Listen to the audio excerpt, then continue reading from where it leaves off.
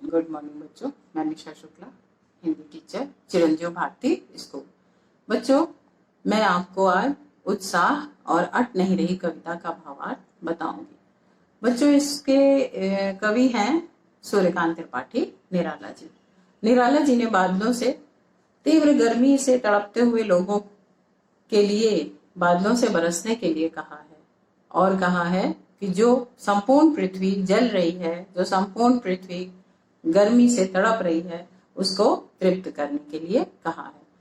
उन्होंने बादलों से प्रार्थना की है, उन्होंने बादलों से अपनी विनती की है, और उन्होंने कहा है, बादल गरजो, हे बादलों गरजो, घेर घेर घोर गगन, संपूर्ण आकाश को घेर लो, धारा धरो और धारा धर के पृथ्वी पर बरसो। ललित ललित काले घुंघराले, अनेक प्रकार के काले घुंघराले, बाल कल्पना के से पाले, बच्चों की कल्पना, बच्चों के बालों की कल्पना के समान, अर्थात जैसे बच्चों के बाल होते घुंघराले घुंघराले, उसी तरह कवि का कहना है कि बच्चों के बालों के समान आप, हे बादलों, पूरे आकाश मंडल को घेर लो और गरजो।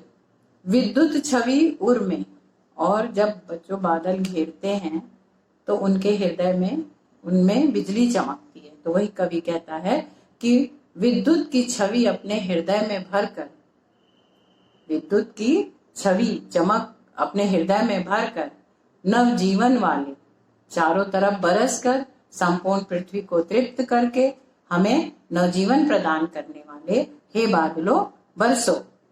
कवि कहते हैं, कठोर वज्र की शक्ति अपने भीतर छुपाकर, वज्र छुपा, अपने भीतर क्या छुपा? कठोर वज्र की शक्ति को छुपाकर, और नव जीवन, संपूर्ण लोगों को नव जीवन देने वाली नई कविता लिखने के लिए उनमें प्रेरणा भर दो, हे बादलों गरजो। अर्थात जब बादल गरजेंगे, संपूर्ण पृथ्वी पे नव जीवन फैलेगा, नई चेतना फैलेगी, तो कवि को भी उस पर नई कविता लिखने का मन होगा।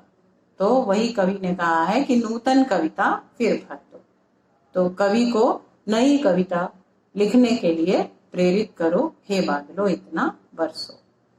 विकल विकल उन्मन थे उन्मन, विश्व के निदाद के सकल जन, विकल विकल व्याकुल थे, और अनमने से जो लोग थे, गर्मी से जो व्याकुल थे और अनमने से लोग थे, विश्व के निदाद के सकल जन, और संपूर्ण संसार के जो गर्मी से लोग तड़प रहे थे, गर्मी से जो तीव्र गर्मी से जो व्याकुल थे, निदाद तीव्र गर्मी से जो लोग व्याकुल थे, हे बादलों अज्ञात, किसी भी अज्ञात दिशा से आकर के, किसी भी अज्ञात दिशा से आकर के संपूर्ण आकाश को घेर करके तप्त धरा, तपती हुई पृथ्वी को अपनी जल धारा से फिर से शांत कर दो, हे बादलों गरजो।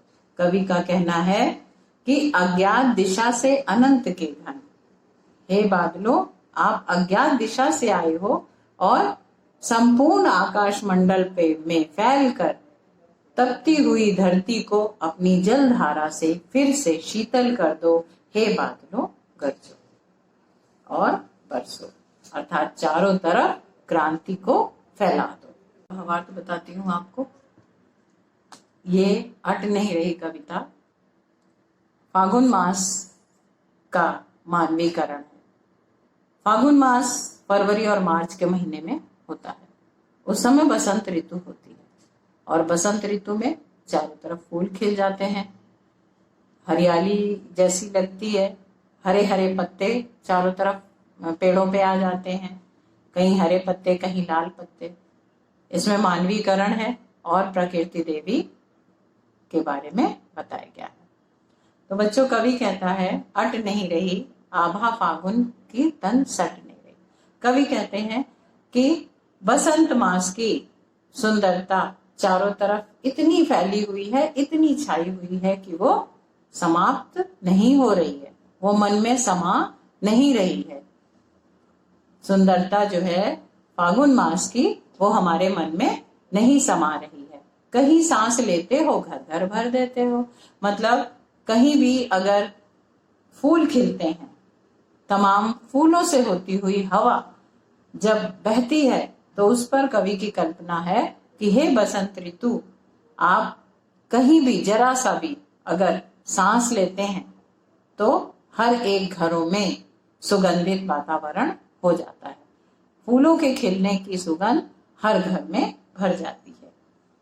उड़ने को नभ में तुम पर कर देते हो और आकाश मंडल में प्रसन्न होकर के पंक्तिबद्ध जो पक्षी हैं वो आकाश मंडल में उड़ने लगते हैं।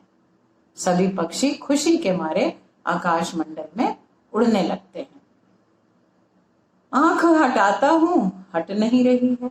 कवि कहते हैं कि इतनी सुंदरता बसंत के महीने में फैली हुई है चारों तरफ कि यदि मैं इस सुंदरता से आंख हटाना भी चाहता हूं तो वो नहीं हट रही है, क्योंकि फागुन मास फरवरी मार्च के महीने में आता है और उसी मास में बसंत ऋतु होती है। तो वही कवि कहता है कि मैं इस सुंदरता से यदि आंख हटाना भी चाहता हूं तो नहीं हट रही है। पत्तों से लदी डाल कहीं हरी कहीं लाल। फागुन बसंत ऋतु में फागुन मास में चारों तरफ पेड़ों पर हरे हरे पत्ते निकल आते हैं। तो कवि कहते हैं कि चारों तरफ पेड़ों की डालें पत्तों से लदी हुई हैं। कहीं हरी डालें दिखाई पड़ रही हैं हरे पत्तों से युक्त, और कहीं जो नई कोपलें निकल आती हैं वो लाल रंग की होती हैं। तो कहीं हरी डालें दिखाई पड़ रही हैं और कहीं नए पत्ते निकले हैं और लाल पत्तों से भरी हुई डालें दिख रही हैं। पड़ी है कहीं पड़ी है उर में मंद गंध पुष्पमाल, और कहीं बसंत रूपी नायिका के गले में मानो सुगंधित पुष्प की माला पड़ी हुई है। जो फूल हैं वो इस तरह से खिले हुए हैं अनेकों रूप रखकर कि कवि को उसकी कल्पना ऐसी लगती है मानो बसंत रूपी नायिका के गले में फूलों की माला पड़ी हुई है। इस तरह से फूल चारों तरफ खिले हुए हैं। पाट पाट शोभा श्री पट नहीं रही है। कवि कहते हैं कि हर एक जगह जगह पर बसंत की सुंदरता इतनी छाई है, इतनी फैली है कि वो मेरी आंखों में समा नहीं रही है। इतनी सुंदरता चारों तरफ है कि कहीं भी शून्य नहीं है और ये सुंदरता मेरी आंखों में समा नहीं रही है। तो बच्चों, ये कवि ने कल्पना की है अपनी और मानवीकरण दिया है इन्होंने फागुन मास को। और फागुन मास बसंत ऋतु का समय होता है और उसमें बसंत ऋतु में तो चारों तरफ फूल खिल जाते हैं, पत्ते नए नए निकल आते हैं, कोयल बोलने लगती है, तो चारों तरफ मौसम सुहाना हो जाता है। उसी का ये